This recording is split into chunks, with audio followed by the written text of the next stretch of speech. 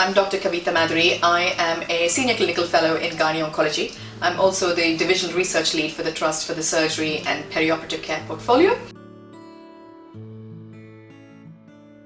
So each day is different, and obviously we have a mix of clinics and operating days, but a typical day would involve seeing some of our cancer patients in clinic. So often it will be a mix of new patients who have just been given a diagnosis of cancer, and because we're a tertiary referral centre for gynecological cancer across Surrey, West Sussex and Hampshire, we have patients come as far as Gatwick and on the other side to Heathrow. So we cover a large geographical area, about I think 1.5 to 2 million people. So these could be women coming in because they've been given a new diagnosis of cancer. Clearly they're very anxious at another hospital, and they're coming to see us because from a surgical specialty we initially want to talk to them about surgery and basically try and explain what the next steps of their cancer journey will involve.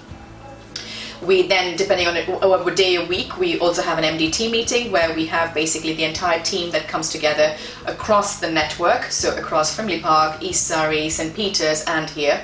We have a combination of pathologists, radiologists, medical oncologists who do the chemotherapy, clinical oncologists who deliver the radiotherapy, and us as the surgical specialties, and our most important team member, our clinical nurse specialists, who work so closely with the patients. They are key workers. So we all come together to discuss a management plan for our patients, and so that we can offer a personalized individual treatment plan for each patient. When we look after our women with a gynecological cancer, so the 5 gynecological cancers essentially are, starting from the outside, essentially cancer of the vulva, cancer of the vagina, cancer of the cervix, the uterus or the endometrium, and cancer of the fallopian tube, the ovary or the peritoneum. So that's all clubbed together as ovarian cancers. Women who are receiving this diagnosis, they're also at different phases in their life. As you can imagine, some women are young, they're yet to start a family, some are much older, they've completed their family, and some are much older. You know, they're now looking after their grandchildren perhaps. And depending on the type of cancer, the stage of cancer, the nature of the disease really, so we have to target the treatment. So some will start off and have surgery first, and you know, it could be that that's all they require.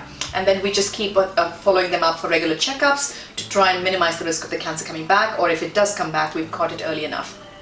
Some women will require surgery followed by chemotherapy or surgery followed by radiotherapy. Alternatively, there'll be some patients who've started their journey with some chemotherapy and then they come to us for surgery.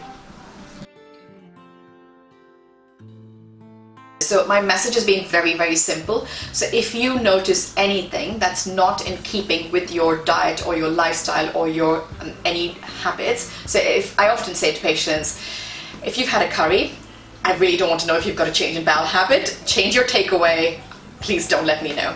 However, if you notice any change in your bowel or bladder habits that's not consistent with your lifestyle, if you have any vaginal bleeding or discharge, these are things that sometimes are taboo and we don't want to talk about it, though I don't know why, because you know, these are normal things. So, but if there's any change in the lifestyle, any change in the dietary habits, any change in the bowel or bladder habits, any vaginal bleeding, discharge, soreness, any new lumps and bumps, please don't wait. Please seek help.